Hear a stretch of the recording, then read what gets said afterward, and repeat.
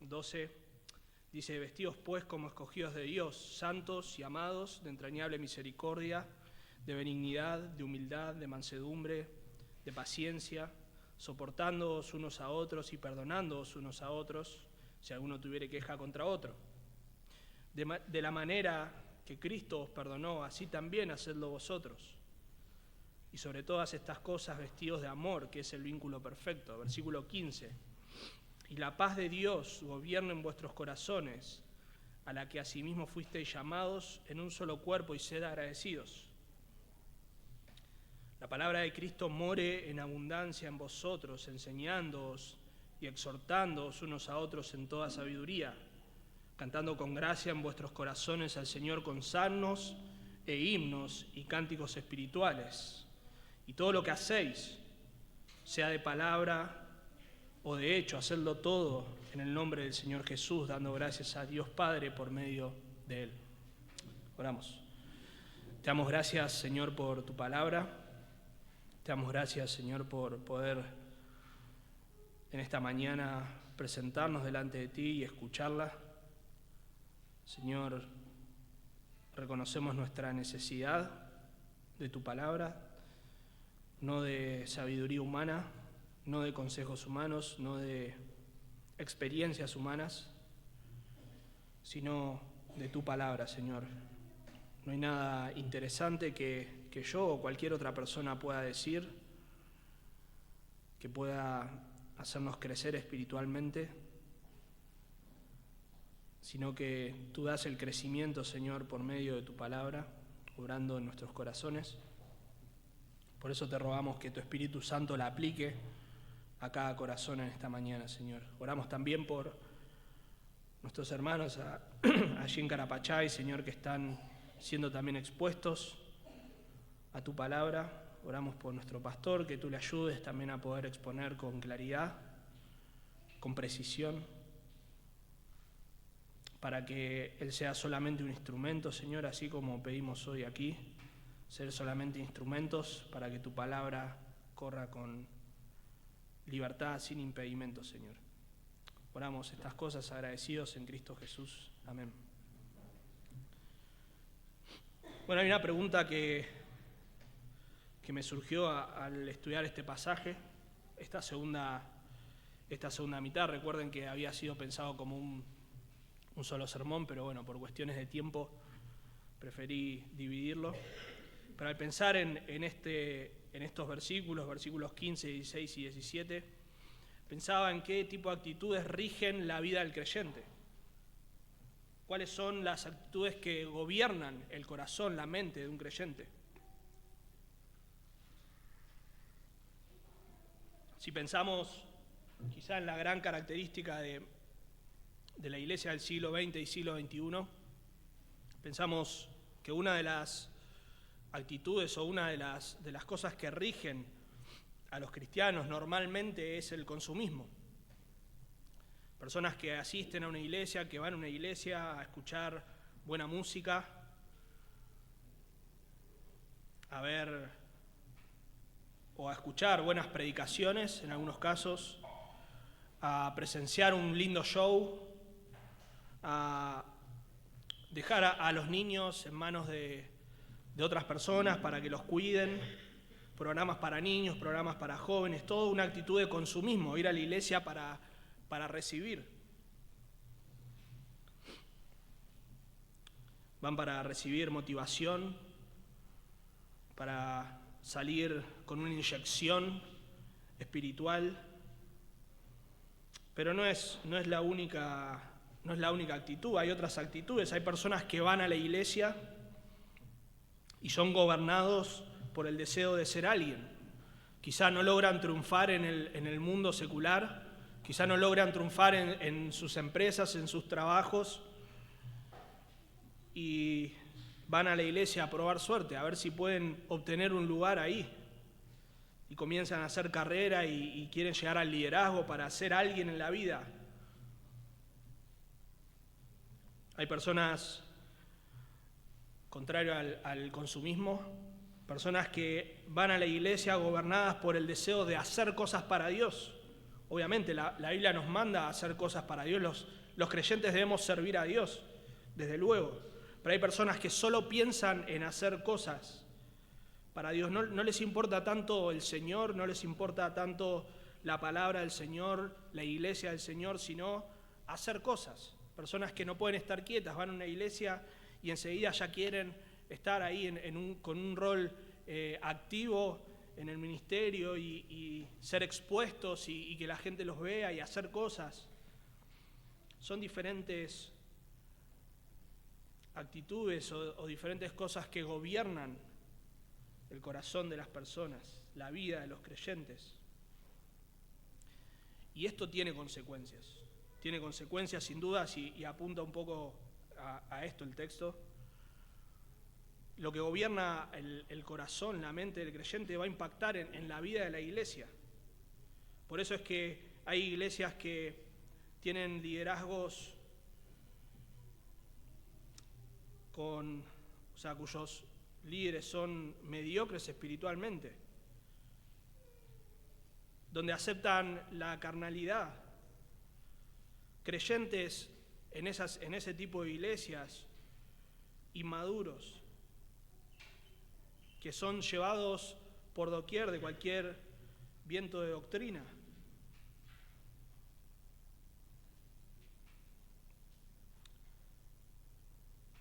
Por eso debemos preguntarnos qué es lo que debe regir, qué es lo que debe gobernar la vida del creyente. La palabra de Dios enseña que el creyente, y este texto nos habla de que el creyente se viste del nuevo hombre. Recuerden que estamos hablando de eso, de vestirse del nuevo hombre, sometiéndose al gobierno de Dios. Dios es lo que debe gobernar la mente y el corazón del creyente. Y esto parece un poco cliché. Esto parece como la famosa frase agradar a Dios o glorificar a Dios, que es muy abarcativa y muchas veces la utilizamos sin pensar realmente de qué manera lo podemos hacer. Y solamente para aclarar, cuando hablamos de que Dios gobierne, nosotros vemos ahí en el texto en versículo 15 que la Reina Valera utiliza esa palabra, gobierne, la paz de Dios gobierne. Pero de alguna manera, pienso que en los tres versículos está hablando justamente de cómo Dios debe reinar en cada aspecto de la vida del creyente y de la iglesia. Si bien utiliza otros términos, ¿no es cierto? En versículo 16, la palabra de Cristo more en abundancia. Versículo 17 dice que todo lo que hacemos debemos hacerlo en el nombre del Señor Jesús. Pero de alguna manera lo que está diciendo es que todo lo que hacemos tiene que ser gobernado por Dios. Y vamos a ver 4 maneras en que debemos someternos o en que nos sometemos al gobierno de Dios. 4 maneras de someterse al gobierno de Dios. La primera manera es siendo gobernados por la paz de Dios. Versículo 15, y la paz de Dios gobierne en vuestros corazones. Hasta ahí nomás. Recuerden que Pablo está hablando de la suficiencia de Cristo, de su supremacía. ¿Quién es Cristo? Cristo es superior, Cristo es supremo. No hay nadie como Cristo. Cristo es la cabeza de la iglesia. Cristo es el creador, cabeza de creación. A Él se le sujetan ángeles, autoridades, dominios. A Él se le sujeta la iglesia. Y Pablo está desarrollando la supremacía, pero también la suficiencia de Cristo para la iglesia. Cristo es todo lo que la iglesia necesita. Cristo es todo lo que una persona necesita para ser salvo. Y Cristo es todo lo que una persona necesita para crecer en santidad, para crecer en su vida espiritual.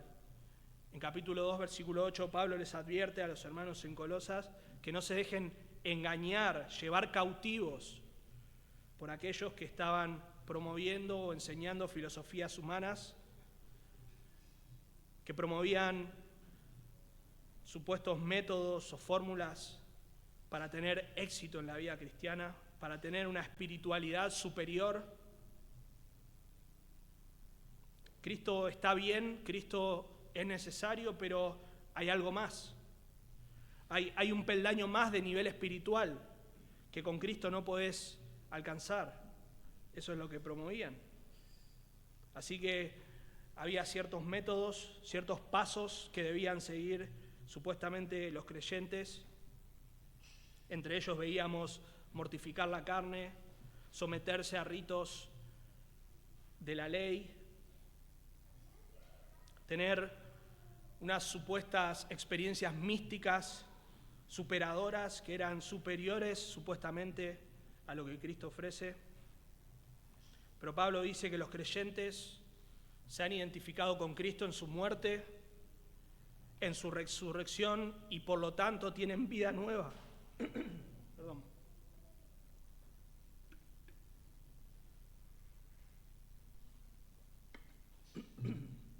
Y es en virtud de su nueva vida en Cristo que los creyentes deben buscar vestirse del nuevo hombre. Ellos deben, o nosotros debemos deshacernos de todo lo viejo, de todo lo que pertenece al viejo hombre, y eso incluye tratar de ganar el favor de Dios o tratar de tener una vida espiritual por fuera de Cristo. Pablo dice que además estas prácticas o estas técnicas o estos métodos no tienen ningún valor contra los apetitos de la carne. Es decir, no solamente no son lo que prometen ser en el sentido de que no son superadores, sino que no tienen ningún valor, no causan ningún tipo de efecto. En contraste, Cristo es suficiente. Y por eso es que las personas deben no buscar este tipo de pasos, métodos que pertenecen a este mundo, sino que deben luchar contra la carne, deben deshacerse de todo aquello que pertenece al viejo hombre y añadir. Hemos visto en versículos 12 al 14 que una de las cosas que debe añadir a una de las maneras de vestirse el nuevo hombre es reflejando a Cristo, reflejando su carácter, reflejando la manera en que perdonamos, en que amamos. Y ahora vamos a ver que la segunda manera, y este era el segundo punto del otro sermón, es sometiéndonos al gobierno de Dios. Y decíamos en versículo 15 que comienza hablando de la paz. Dice, la paz de Dios gobierna en vuestros corazones. Bueno, la paz es ese estado de bienestar, de armonía, ¿no? En general. Este concepto aplica a la paz subjetiva, es decir, a la paz que uno puede sentir. Por eso es cuando nosotros tenemos ese estado de bienestar y armonía, decimos, bueno, tengo paz, siento paz, estoy en paz. Pero también la paz se aplica a las relaciones. Lucas 14, 32, sí, en realidad del 31 al 33, habla de cuando este rey está pensando en la guerra y viene su enemigo y hace los cálculos para ver si lo puede enfrentar, y cuando se da cuenta que no lo puede enfrentar, ¿qué hace? Manda pidiendo condiciones de paz, de paz. Bueno, eso es lo que la palabra de Dios nos dice que nosotros necesitábamos para con Dios. Y esta paz subjetiva que nosotros podemos sentir, paz, armonía, está estrechamente relacionada al hecho de tener paz con Dios. Isaías 48, 22 dice que no hay paz para los malos. 57, 21, no hay paz, dijo Dios, para los impíos. Los impíos, los incrédulos, no pueden tener paz.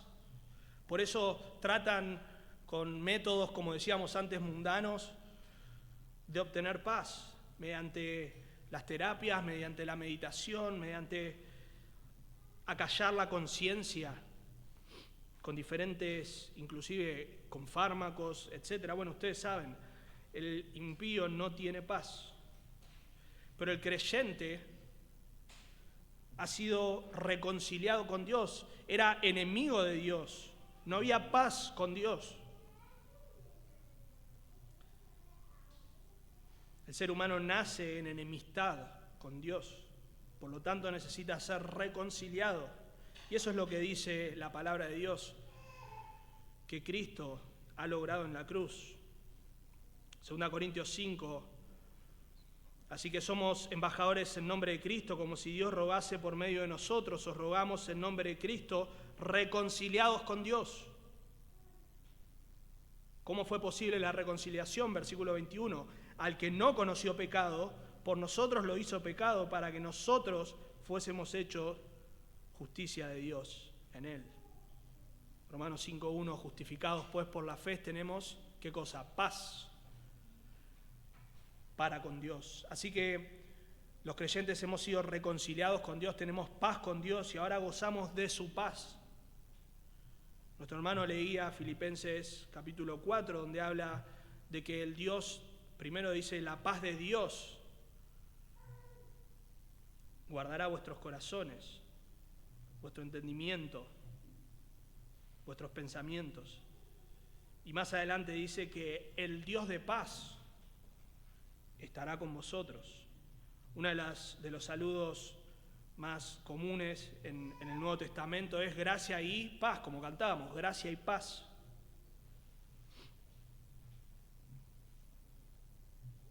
Y esta es la paz que debe gobernar en los creyentes. Ya hemos sido reconciliados con Dios, nuestros pecados han sido perdonados,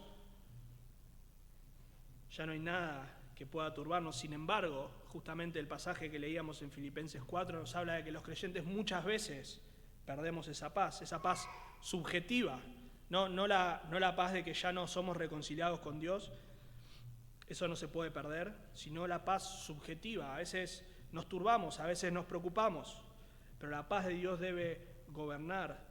Sin embargo, el término gobernar,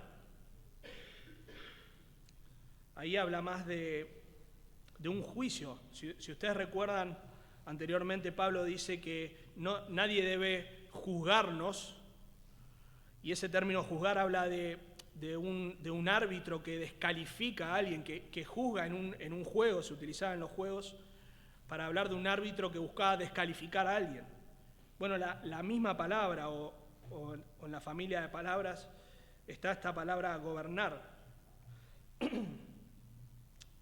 Da la idea de un árbitro, ahora que está juzgando no para descalificar, sino para ordenar, para controlar. Así que la idea no es tanto de gobierno, sino justamente de juicio, de emitir un juicio, de ordenar, de controlar. Entonces lo que Pablo dice es que la paz de Dios debe ser la que gobierne nuestras decisiones. Eso es lo que está diciendo Pablo. Ahora debemos aclarar solamente que Pablo no está abogando aquí por un tipo de misticismo del cual ya hemos hablado en alguna oportunidad. Ese tipo de misticismo que habla que nosotros debemos tomar solo decisiones cuando sintamos paz. Y seguramente lo habrán escuchado y probablemente lo hemos dicho en alguna oportunidad. Si esto te da paz, entonces tenés que hacerlo. Bueno, eso no es lo que está diciendo Pablo aquí. Ya hemos hablado cuando mencionamos el misticismo que esta es una forma de misticismo, cuando nosotros nos guiamos, nos regimos por nuestros sentimientos y le damos un estatus de autoridad divina. Es decir, yo ahora estoy sintiendo paz porque Dios está obrando para que yo tome una decisión basado en esta paz. Entonces la forma en que Dios me guía para tomar decisiones es haciéndome sentir paz. Pero la realidad es que la palabra de Dios nunca habla de que esa debe ser nuestra forma de tomar decisiones. Si hay un aspecto, bueno, todo es claro, pero hay algo que es muy claro en las Escrituras y es que nuestro corazón no es digno de confianza. Nunca es digno de confianza, engañoso y perverso es el corazón del hombre. Así que lo que Pablo está diciendo no es que nos guiemos por emociones, sino por lo que realmente contribuye a la paz en nuestros corazones y en la comunión. Si se fijan, está hablando en todo el pasaje, no solamente en este versículo. Lo podemos ver en versículos 15, 16, 17, ya lo hemos visto antes, que Pablo no está hablando solamente del aspecto individual del creyente. De hecho, continúa el versículo diciendo, a la que asimismo fuiste llamados en un solo cuerpo. Así que no está hablando solo de la paz interior, de aquello que nos traiga paz a nosotros, sino de aquello que contribuya a la paz en la iglesia. Está hablando de la unidad.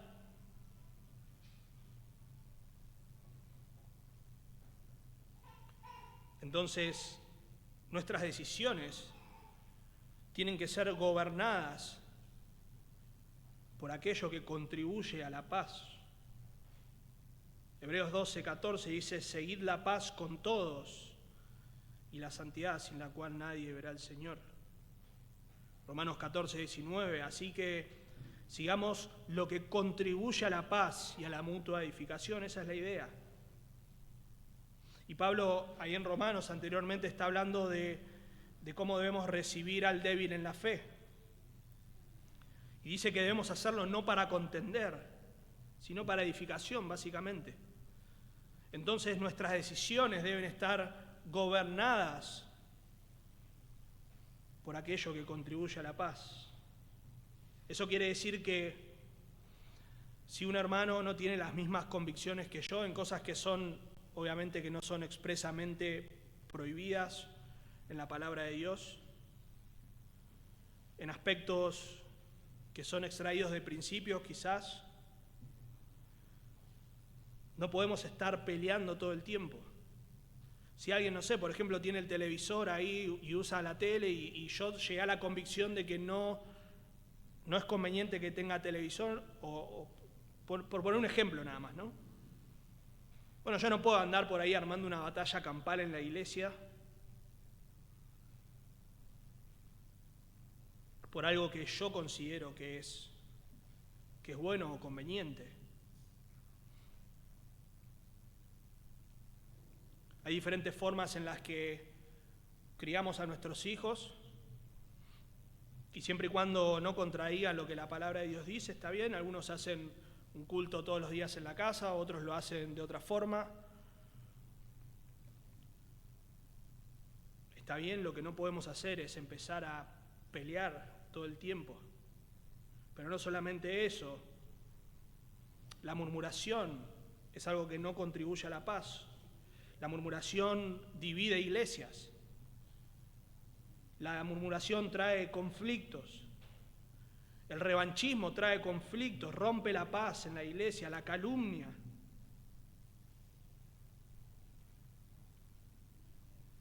Así que todo lo que nosotros hacemos, decimos, debe contribuir a la paz, a la armonía en la iglesia. Hemos sido llamados en un solo cuerpo, hermano. Pensá, si rompes la paz en el cuerpo, ya no te queda cuerpo, no tenés otro lugar. ¿A dónde vas a ir? No estoy hablando de que no haya otra iglesia, hay muchas iglesias, pero si tenés esa actitud en esta iglesia, lo vas a tener en otra iglesia. Te vas a quedar sin cuerpo. Necesitas del cuerpo, necesito del cuerpo. Así que no debemos atentar contra la unidad.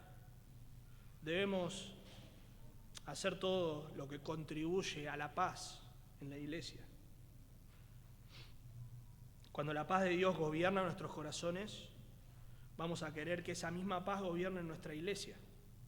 Si somos conflictivos en nuestros corazones, vamos a ser conflictivos en la iglesia también. La primera manera de someterse al gobierno de Dios es sometiéndonos o siendo gobernados por la paz de Dios. La segunda manera es siendo gobernados por la gratitud a Dios. Bueno, la gratitud está muy relacionada a lo que acaba de decir. Añade un paso más. Y realmente la gratitud es un tema, no sé si central, pero es muy importante en la carta de Colosenses. Muy importante. De hecho, si ustedes miran en estos 3 versículos que vamos a ver hoy, en cada uno está la gratitud. En cada uno hay gratitud. Gratitud en el cuerpo, gratitud en lo que cantamos o en cómo cantamos, gratitud en todo lo que hacemos. Gratitud. Pero aún más, Pablo habla en 7 ocasiones en la carta de la gratitud, habla en capítulo 1 cuando dice que ora a Dios agradeciendo por los hermanos. En la misma oración, Pablo pide que los hermanos sean agradecidos. En capítulo 2, la manera de andar en el Señor incluye gratitud. Bueno, versículos 15, 16, etc. Más adelante vuelve a mencionar la gratitud. Pero, si bien estamos hablando solo de gratitud, hay la raíz de la palabra gratitud ahí es la palabra gracia. Y Pablo habla de la gracia, que incluye la palabra perdón también, en numerosas ocasiones. De hecho, en el Nuevo Testamento es el que más habla de la gracia, del perdón. No porque nadie más hable de ello, ¿no? La gracia está de principio a fin en la palabra de Dios. El perdón es el mensaje de la salvación. Pero Pablo de manera muy especial habla de la gratitud, de la gracia. Y obviamente están conectados. La gratitud es justamente reconocer que lo que tenemos ha sido recibido por gracia. La gratitud reconoce que lo que tenemos no nos pertenece o no lo merecemos, lo recibimos por gracia. Sin duda alguna, Pablo ya ha mencionado que hay razones suficientes para que el creyente esté agradecido. En capítulo 1 dice que Dios nos hizo aptos para participar de la herencia de los santos en luz, que nos libró de la potestad de las tinieblas y nos trasladó al reino de su amado Hijo, en quien tenemos redención por su sangre, el perdón de pecados. Más adelante dice que Él nos ha reconciliado en su cuerpo de carne por medio de la muerte, para presentarnos santos y sin mancha e irreprensibles delante de Él. Capítulo 2, versículo 10. Los creyentes estamos completos en Cristo y en Él fuimos circuncidados en nuestro corazón. Él nos transformó, nos dio un corazón nuevo. Él nos dio vida, Él nos perdonó.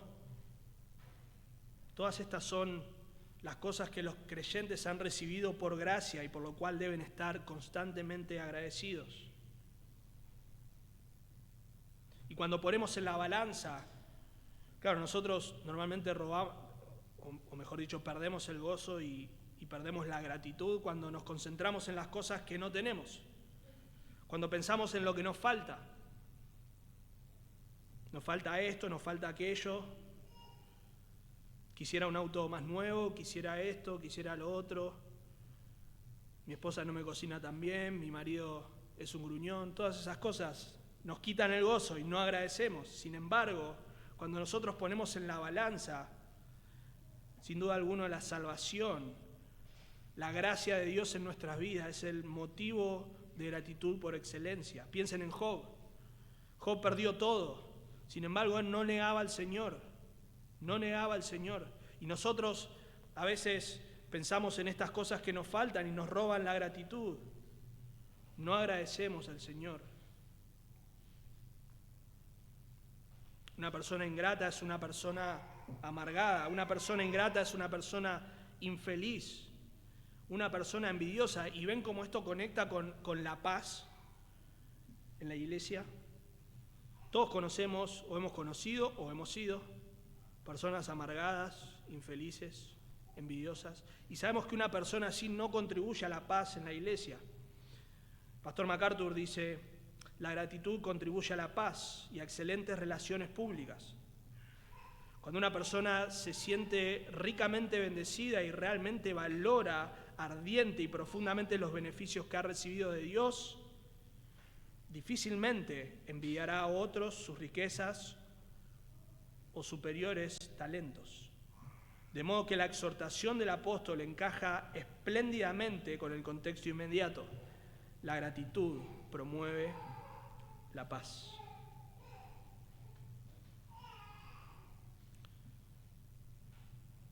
Debe haber gratitud en nuestro corazón.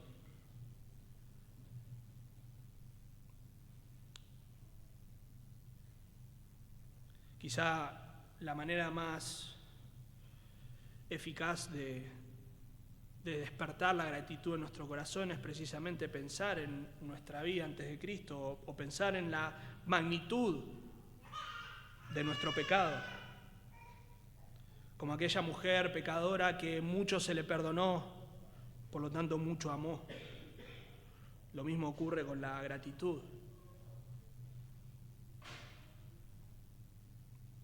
Cuando nuestra mente, nuestro foco se coloca en las posesiones materiales, en las relaciones, y se corre de la cruz de Cristo, de nuestra maldad, de la gracia que hemos recibido, entonces la ingratitud comienza a florecer. No necesitamos demasiado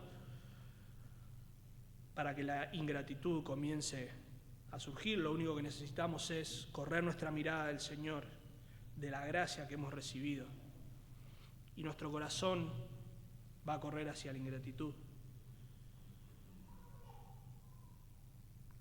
1 Tesalonicenses 5:18 dice: dad gracias en todo, en cada situación, por cada cosa debemos dar gracias al Señor, y esto contribuye a la paz, a la armonía. La gratitud debe gobernar nuestros corazones, nuestras mentes, y por lo tanto va a gobernar en nuestra iglesia. La primera manera de someterse al gobierno de Dios es siendo gobernado por la paz de Dios. La segunda manera es siendo gobernados por la gratitud a Dios. La tercera manera es siendo gobernados por la palabra de Dios. La palabra de Dios. Versículo 16, la palabra de Cristo more en abundancia en vosotros. Bueno, ya he mencionado que el verbo aquí obviamente no tiene que ver con gobierno específicamente, pero que la palabra de Dios more entre nosotros quiere decir que la palabra de Dios va a gobernar, va a ser lo principal entre nosotros, va a ser lo que rija nuestras relaciones, nuestras conversaciones, como ahora vamos a ver. Lo que decimos, lo que hacemos, está gobernado por la palabra de Dios. Por eso cuando nosotros en esta iglesia tratamos de tomar alguna decisión, tratamos de hacerlo acorde a lo que la palabra de Dios dice. Y obviamente hay cosas que la palabra de Dios no es explícito, pero tratamos de que esa decisión esté basada en principios bíblicos.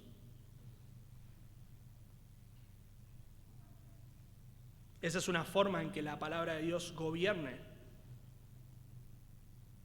mora en abundancia en nosotros. La palabra de Cristo, tratamos de que cuando predicamos, abrir la Biblia y no añadir, ni quitar, ni ponerle condimentos para que se vea mejor, que sea solo la palabra de Dios. El término ahí, la palabra de Cristo, puede ser visto de dos maneras. Puede ser visto como la palabra que procede de la boca de Cristo, o la palabra acerca de Cristo. Bueno, no hay mayores inconvenientes en verlo de una forma u otra, porque en ambos casos, si es la palabra de Cristo, que yo creo que es eso, la palabra que procede de Cristo, bueno, son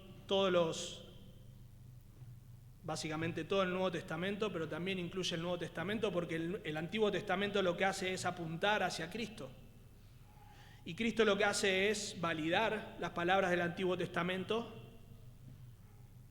y expandir, hablar acerca del cumplimiento de aquello que se profetizaba y que se prometía en el Antiguo Testamento. Así que, si es la palabra acerca de Cristo, bueno, lo mismo. El Antiguo Testamento señala a Cristo, aunque obviamente no estamos diciendo que cada cosita es una imagen de Cristo, sino que de alguna manera todo apunta, todo señala a Cristo. Y el Nuevo Testamento es el cumplimiento. Así que yo creo que es la enseñanza de Cristo. Efesios 2:20 dice que la iglesia es edificada sobre el fundamento de los apóstoles y profetas, siendo la principal piedra angular Jesucristo mismo. Primera Juan 1 habla de lo que era desde el principio, lo que hemos oído, lo que hemos visto, todo lo que el Señor ha hecho, ha enseñado.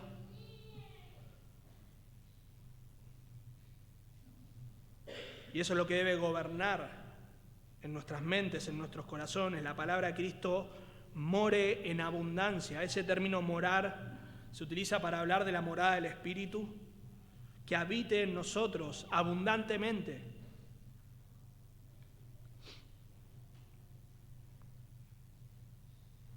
Pablo no dice que debemos conocer la palabra. Pablo no dice que debemos saber cosas sobre la palabra.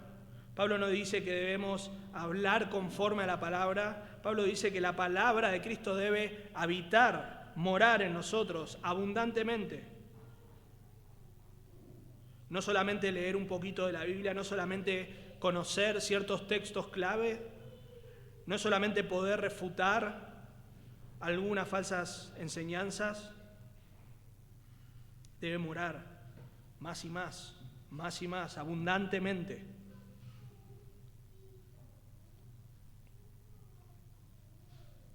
Ahora hay 3 verbos ahí, 3 participios que nos dicen, y acá otra vez, hay varias cosas en este texto que algunas voy a mencionar, otras no, pero que están ahí en discusión y que realmente no son tan relevantes, pero algunas se van a mencionar. Si ustedes se fijan ahí en versículo 16, dice que debe morar en abundancia en nosotros. Los siguientes verbos dice enseñándoos y exhortándoos, y más adelante dice cantando. Bueno, estos verbos pueden ser entendidos como la forma de que la palabra de Cristo more en nosotros, o como el resultado. Hay otras opciones también, pero bueno, no voy a... Toda esta explicación la voy a saltear. Pero yo entiendo que es el resultado.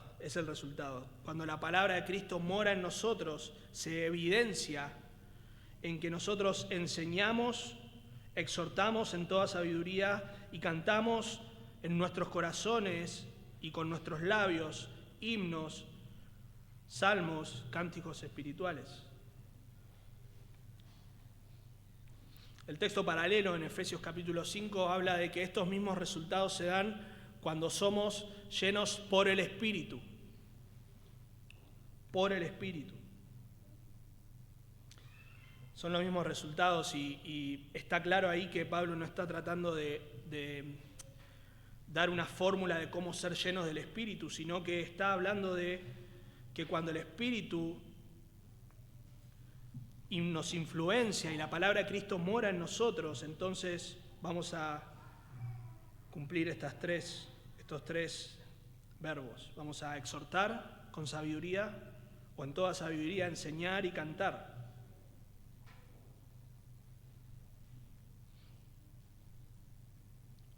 El término ahí, en toda sabiduría, después de enseñándoos y exhortándoos unos a otros, nos habla una vez más de la suficiencia de Cristo. Recuerden que en capítulo 1, versículo 9, Pablo ora para que ellos sean llenos del conocimiento de su voluntad en toda sabiduría e inteligencia espiritual. Más adelante, Pablo dice que su ministerio se caracteriza por anunciar a Cristo, amonestando a todo hombre y enseñando a todo hombre en toda sabiduría. Cristo es la fuente suprema de sabiduría, es decir, Pablo anuncia a Cristo y Cristo es suficiente para toda sabiduría. Cristo es la fuente de toda sabiduría. En capítulo 2, versículo 3 dice que en Él están escondidos todos los tesoros de la sabiduría y del conocimiento. Por eso estamos hablando de que Cristo es suficiente para la iglesia. Cristo no es solamente aquel que abarca un aspecto de la vida cristiana. Cristo no es aquel que solamente cubre nuestro lado espiritual, pero no abarca ciertos aspectos de nuestras relaciones, de nuestra salud emocional. Cristo es suficiente. Cristo es la fuente suprema de sabiduría. Ahora, esto se da, como dije antes, en el contexto de la iglesia local. Si se fijan,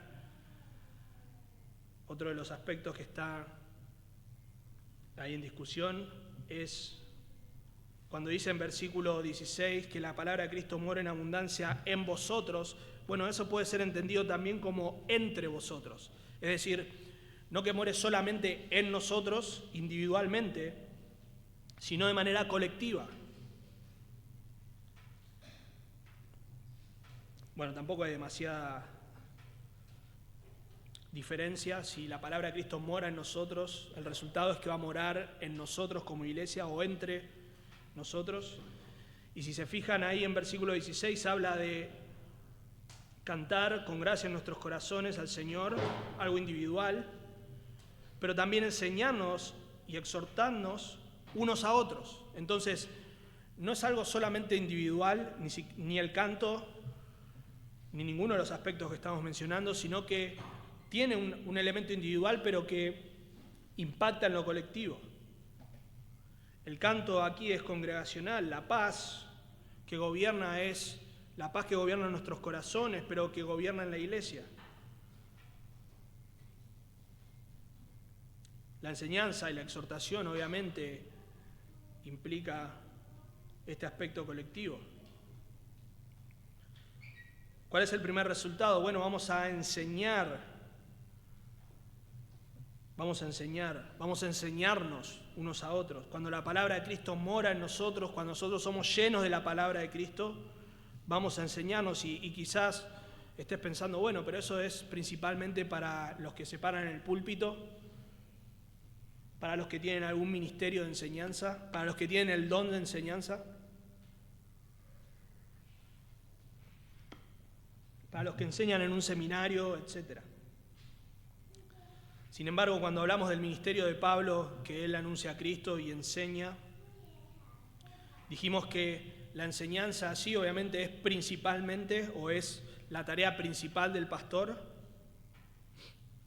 pero todos los creyentes somos llamados a enseñar, todos.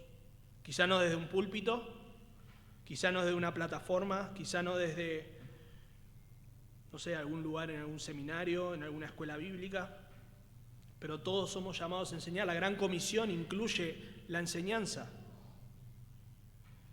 Hacer discípulos incluye la enseñanza. Pero no solo eso, sino los padres son llamados a enseñar a sus hijos. Los padres son llamados, los maridos son llamados a enseñar a sus esposas. Así que la enseñanza es un factor fundamental en la iglesia, no solamente de los líderes, sino de todo creyente. Todo creyente debe enseñar y para eso necesita ser lleno de la palabra de Cristo. No podemos enseñar sin ser llenos de la palabra de Cristo. Y lo que necesitamos para enseñar correctamente no es tomar cursos de cómo pararnos, cómo hablar, cómo poner la voz. No digo que eso sea necesariamente malo, pero lo que va a hacer que nosotros enseñemos correctamente o no va a ser si yo pongo los acentos donde corresponde, si yo me paro fijo, si no me muevo, si no hago cosas que a ustedes los distraigan. La manera en que yo voy a enseñar correctamente y por lo que voy a dar cuenta delante de Dios es si yo abro la palabra de Dios y la enseño con fidelidad, con precisión. No si puedo usar un lenguaje técnico que ustedes no entiendan, que yo ni siquiera entienda. Ya a veces los maestros o personas que quieren llamar la atención usan términos que ni siquiera ellos entienden. Y es sencillo darse cuenta, ¿no? Cuando utilizan una palabra difícil y alguien va y les pregunta, ¿qué quería decir esa palabra? Ah, no sé, para que lo busco y lo averiguo, pues no sé. ¿Y para qué lo usaste si no entendiste lo que estaba diciendo? La forma de enseñar correctamente no es con un lenguaje inaccesible, sino con claridad. Entender lo que la palabra de Dios dice, conocerla, estar empapados por la palabra de Dios. es necesario para que nosotros podamos enseñar en toda sabiduría. Lo mismo para la exhortación, enseñándoos y exhortándoos. Bueno, la exhortación normalmente incluye enseñanza. Exhortar literalmente significa colocar en la mente, la idea ahí es tratar de persuadir a alguien para que cambie su conducta y realmente su corazón. La exhortación incluye amonestación, incluye, como dije antes, en algunos casos instrucción, advertencia. Está rodeada y bañada por amor, es decir, la idea de exhortar a alguien no es la del reto que muchas veces pensamos, ¿no? Uy, ¿cómo me exhortó? Bueno, a veces incluye, ¿no? Cuando una persona está endurecida y necesita, bueno, a veces hay que ser duros en algunos casos, pero en general la palabra exhortación habla de una persona que realmente es amorosa y se pone al lado de alguien y le enseña y le habla, le advierte, porque quiere que cambie, esa es la idea, que cambie no a lo que uno es, sino a lo que la palabra de Dios enseña, que cambie conforme al carácter de Cristo. Entonces, para ser buenos exhortadores, necesitamos ser llenos de la palabra de Cristo. Necesitamos conocer la palabra de Cristo. Y muchas veces pasa que nosotros tratamos de exhortar a alguien porque sabemos que está haciendo algo que no está bien, pero solamente sabemos que no está bien, nada más. Y nos acercamos con todas nuestras buenas intenciones y le decimos, bueno, esto que estás haciendo no está bien. Ah, bueno, ¿y cómo hago ahora? Ah, no sé, pero no está bien lo que estás haciendo. Obviamente no pretendo que todos sepamos todo, que todos seamos el libro gordo petete en nuestra mente, conociendo todas las cosas, pero debemos conocer lo que dice la palabra de Dios. Si una persona está luchando con la ira, no podemos solamente decirle, bueno, la Biblia dice que no debemos airarnos, o Efesios 4:16 dice, airaos pero no pequéis. ¿Ya está? ¿Eso es todo? Obviamente, no vamos a menospreciar, es la palabra de Dios, es un texto clave, sin duda, pero necesitamos conocer la palabra de Dios. ¿Qué es la ira? ¿Qué dice Dios sobre la ira? ¿Qué consecuencias dice la palabra que trae la ira? ¿Cómo debo tratar con la ira? Para eso necesitamos ser llenos de la palabra de Cristo. Para enseñar, para exhortar, pero también para cantar. Para cantar. Dice la segunda parte del versículo, la segunda mitad, cantando con gracia en vuestros corazones al Señor con salmos e himnos y cánticos espirituales.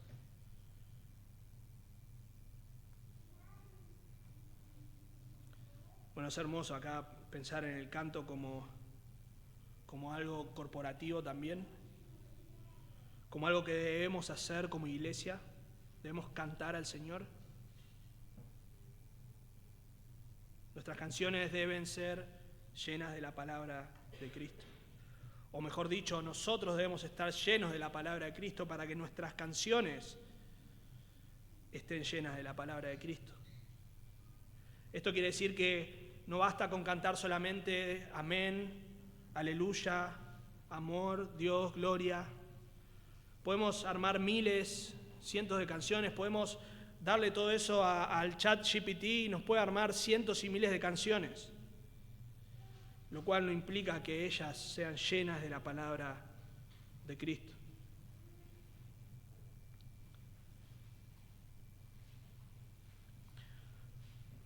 Bueno, el orden aquí en la oración podría, si alguien tiene la Biblia de las Américas, los salmos, himnos y cánticos espirituales están relacionados con la enseñanza y la exhortación.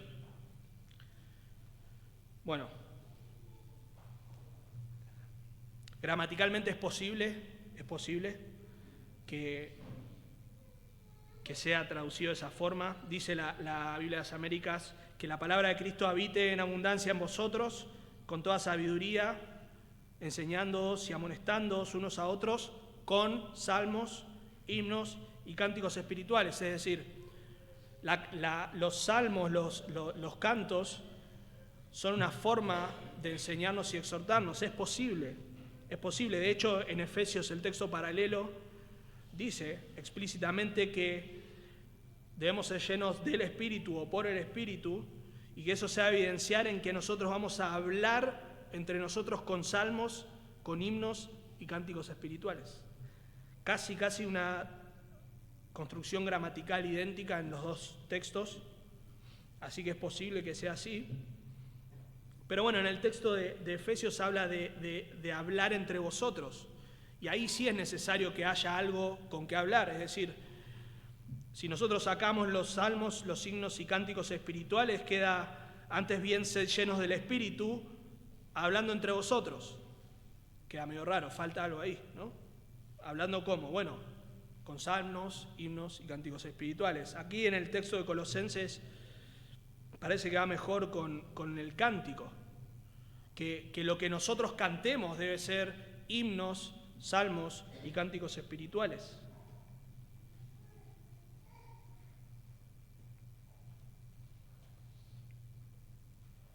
Así que estas son las cosas que debemos cantar, y que para ello debemos ser llenos de la palabra de Cristo.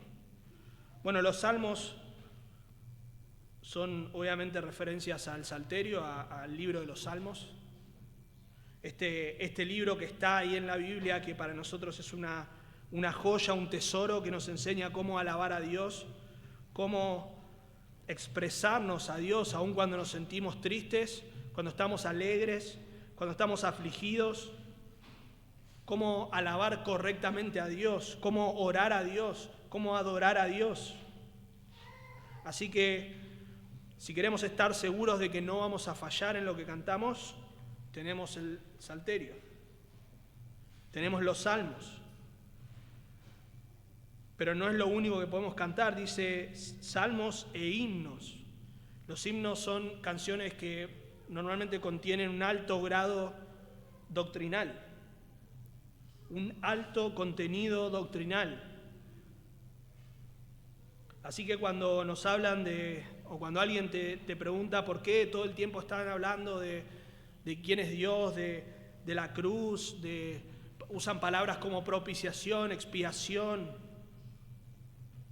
puedo mostrarle este texto. Lo que debemos cantar debe tener un alto contenido doctrinal. Si ustedes ven en el Nuevo Testamento, hay posiblemente al menos 3 referencias a himnos.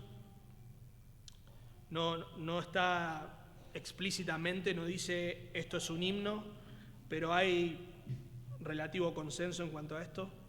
Filipenses 2, un ejemplo de un himno, el cual, siendo en forma de Dios, no estimó el ser igual a Dios como cosa que aferrarse, sino que se despojó a sí mismo, tomando forma de siervo, hecho semejante a los hombres, y estando en la condición de hombre, se humilló a sí mismo, haciéndose obediente hasta la muerte y muerte de cruz. Y el texto continúa.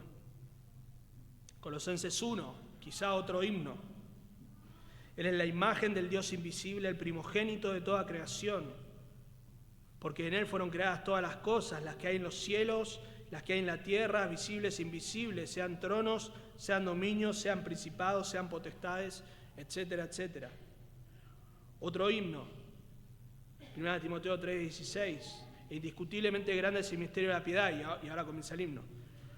Dios fue manifestado en carne, justificado en el Espíritu, visto de los ángeles, predicado a los gentiles, creído en el mundo, recibido arriba en gloria. Así que aquí tenemos un ejemplo de un alto contenido doctrinal en lo que cantamos. Así que, como dijimos, no es suficiente que contengan ciertas palabras, Dios, gloria, perdón, sino que el contenido sea doctrinal.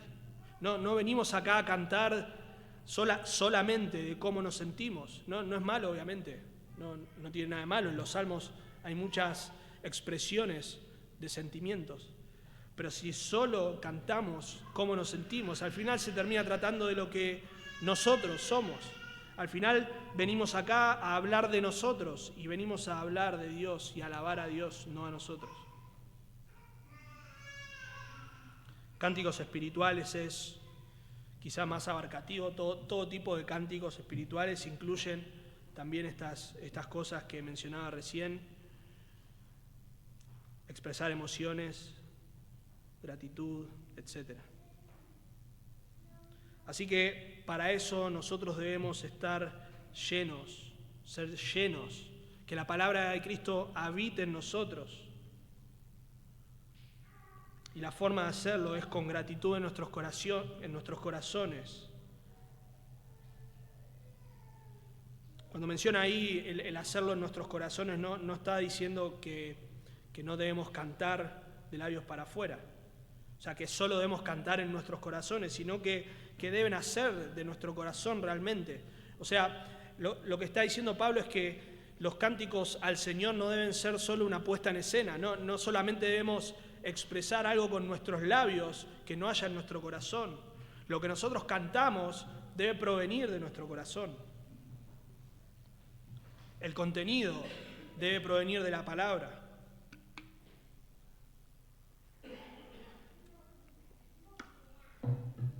Y otra vez la gratitud. Debe haber gratitud en nuestro corazón. Quizá expresamos la gratitud como cantábamos hoy, gracias Cristo, de manera explícita. Quizá no lo hacemos de manera explícita, pero brota de nuestro corazón la gratitud. De vuelta, si yo estoy hablando todo el tiempo de lo que yo siento, de lo que yo soy, de lo que voy a conquistar, ¿dónde está la gratitud? Cantamos gracias Cristo. Cantamos, Señor, me has salvado. Estoy maravillado, no puedo comprenderlo. ¿Cómo es que me has amado? Así que, hermanos, debemos cantar. La canción congregacional no es solo para los que cantan bien, si no, yo no cantaría. Por eso pedí que no me pongan un micrófono. ¿Cantás mal? Bienvenido al club. Tenés que cantar igual. La palabra de Dios está llena de mandatos. Los salmos contienen muchos mandatos. Puse acá algunos textos, no los voy a mencionar, pero constantemente canten, alaben a Dios. Y como iglesia tenemos un cántico nuevo, debemos cantar al Señor, alabar a Dios. Y para eso debemos estar llenos de la palabra de Cristo.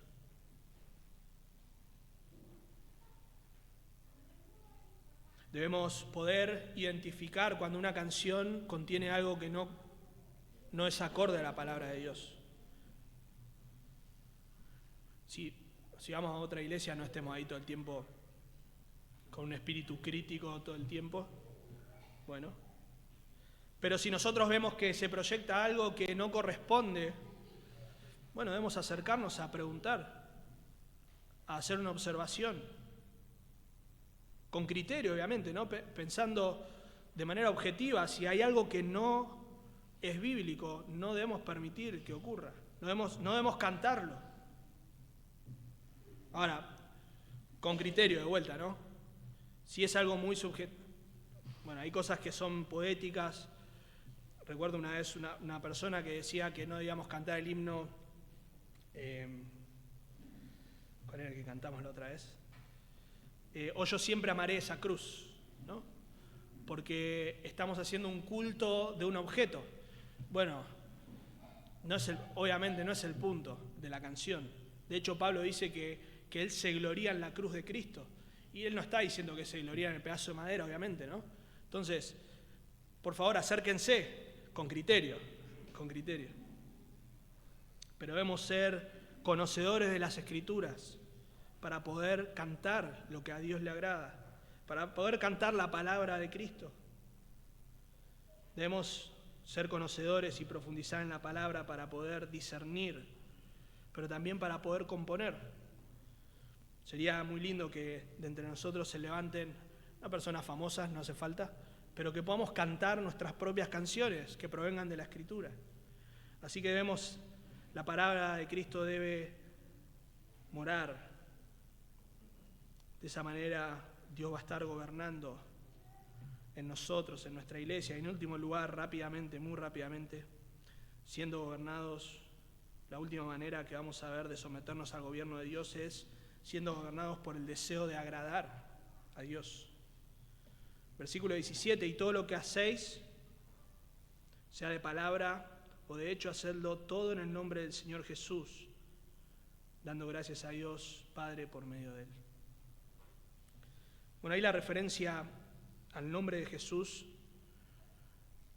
puede ser, en algunos casos se habla del nombre de Jesús para hablar de autoridad, ¿no es cierto?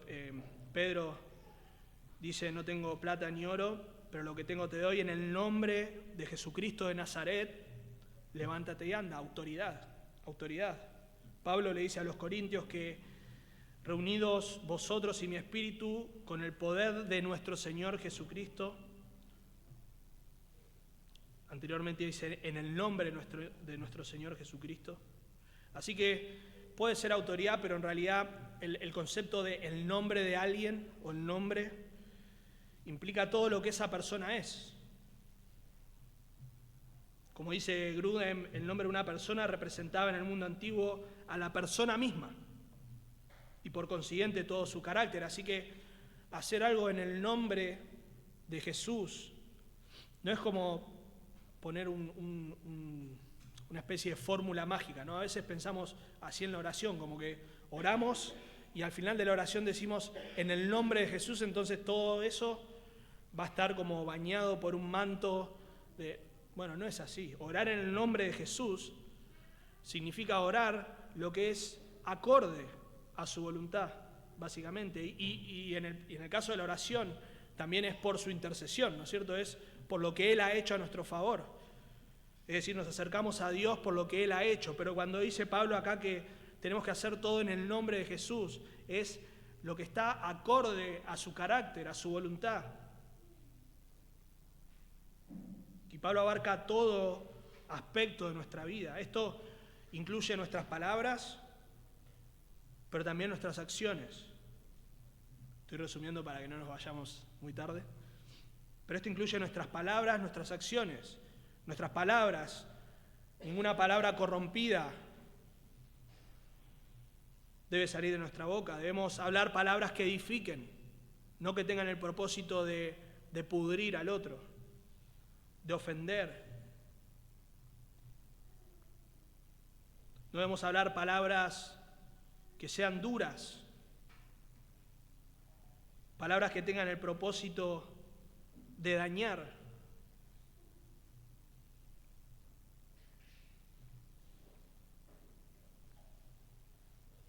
No debemos hablar palabras que tengan el propósito de dañar la comunión de la iglesia. Murmuración, queja, chisme. Obviamente, ninguno de nosotros puede decir que hace eso en el nombre de Jesús. Nadie puede hablar una de estas palabras pensando que lo hace acorde al carácter o según la voluntad de Cristo, pero incluye también todo tipo de acción, palabra o hecho. Eso quiere decir que debemos romper con ese concepto que muchas veces tenemos de que hay una división, una segmentación en nuestra vida. A veces pensamos de esa forma, ¿no? Nosotros tenemos diferentes ámbitos de nuestra vida en la que nos comportamos de diferentes maneras, lo cual no necesariamente es malo. Por ejemplo, en un ámbito de nuestra vida o en un aspecto de nuestra vida, nosotros somos, por ejemplo, empleados. Yo soy empleado. Ahora, yo no me comporto como empleado en todos lados. Yo no voy a mi esposa y le digo, amor, ya estamos a... ¿Qué fecha es hoy? 15 de junio, se acerca el aguinaldo, así que a ver cuándo me depositas el aguinaldo. Yo no llego a mi casa y tengo ahí el aparatito para fichar, ¿no? Espero que ninguno de ustedes tenga ese aparatito. pero yo me comporto como un empleado en el ámbito laboral, en el ámbito de mi familia. Yo soy padre, esposo, etc.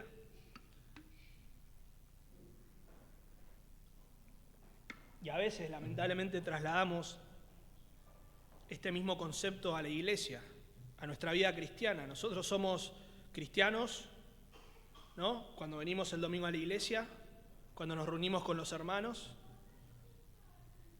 decimos bendiciones, hermano, ponemos una sonrisa en nuestro rostro, tratamos con amabilidad a las personas, nos interesamos por las personas, qué bueno, cómo estuvo tu semana, qué bendición, etcétera, etcétera. Pero en nuestro trabajo, a veces somos terribles, En nuestro trabajo sí podemos hacer cosas que en la iglesia no. Pablo le dice más adelante, y lo vamos a ver en la próxima predicación, quizá en la siguiente, que los siervos, los esclavos en ese momento, pero los empleados hoy, deben servir a sus amos como al Señor. Es decir, no hay una diferencia. Estás en el trabajo, pero estás sirviendo a Dios. Estás en tu familia, pero debes tratar a los demás como glorifica a Dios, como es acorde al Señor. Así que no hay una segmentación, no hay una división en cómo debemos hablar, en cómo debemos comportarnos. Y esto, hermanos, es algo terrible para nuestros hijos. Si nosotros en la iglesia actuamos de una forma, en nuestras casas, o nuestros cónyuges también, ¿no? Y en nuestras casas actuamos de otra forma, estamos causando un daño tremendo a nuestra familia. Aquellos que no conocen a Cristo, a nuestros compañeros de trabajo que quizás saben que vamos a la iglesia y muchas veces nos agarra así un espíritu de cristiandad y les hablamos del Señor y decimos, no, por favor no diga más palabras porque yo soy creyente. Pero después llegamos a cualquier hora. Robamos. Bueno, llegar tarde recurrentemente es robar, ¿no? Un día pudiste llegar tarde, pero tratamos mal a las personas, somos ásperos. Y eso causa un daño tremendo. Todo lo que hacemos en nuestra vida, nuestras acciones, nuestras palabras, deben ser acorde al carácter y la voluntad de Cristo. Y otra vez la gratitud, dando gracias a Dios Padre por medio de Él. Como somos gobernados por Dios, como una iglesia, no solamente individuos, sino también una iglesia es gobernada por Dios. Somos gobernados cuando nos sometemos al gobierno de Dios, cuando somos gobernados por su paz, cuando somos agradecidos, cuando la palabra de Cristo mora en nosotros, y cuando todo lo que hacemos tiene el propósito, el deseo de agradar a Dios. Pero déjame decirte en esta mañana, si no hay deseo en tu corazón de agradar a Dios,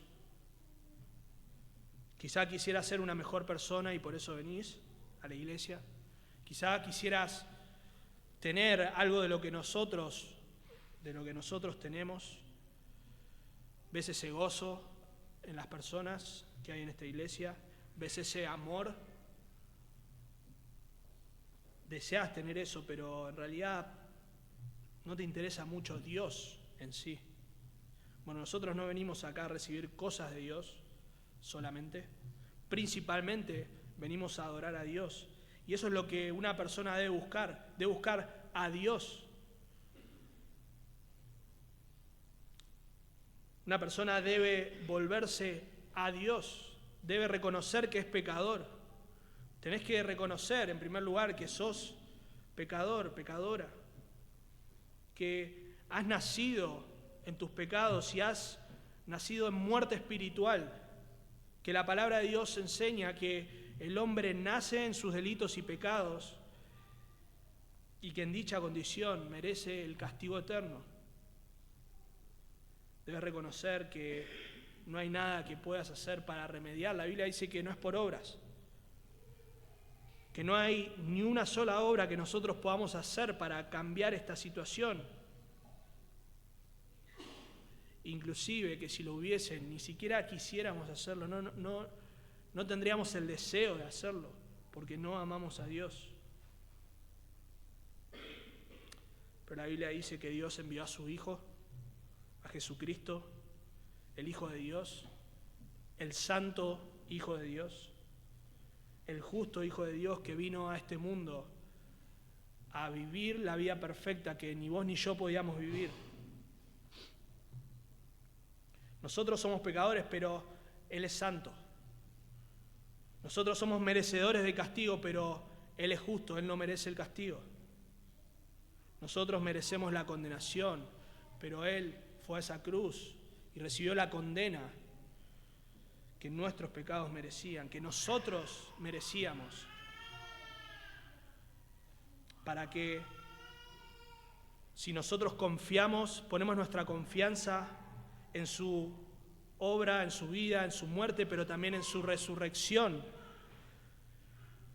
su justicia sea imputada a nuestro favor, nuestro pecado sea imputado en su cuenta. Debes creer en la obra de Cristo como un sustituto por tus pecados. Debes arrepentirte de tus pecados y poner tu fe en Él. Oremos. Padre, te damos gracias, Señor, por tu palabra. Señor, tú debes ser lo que gobierne nuestras vidas, tu paz, el sentido de gratitud a ti, Señor. Hemos recibido todo por gracia. Tu palabra, Señor, es la que debe gobernar nuestros corazones, debe morar en nosotros. Y cada uno de nosotros, Señor, y juntos como iglesia debemos siempre ser gobernados por el deseo de agradarte, Dios. Lo necesitamos que cada cosa en nuestra vida, Señor, sea con el propósito de agradarte. Te pedimos perdón, Señor, porque seguramente en nuestras vidas fallamos, pecamos en estas áreas, no nos esforzamos lo suficiente. Y Señor, rogamos que si hay alguien en esta mañana que aún no te conoce, que tu Espíritu lo llame, Señor, a la salvación, que pueda arrepentirse y poner su confianza en Cristo. Oramos en su nombre.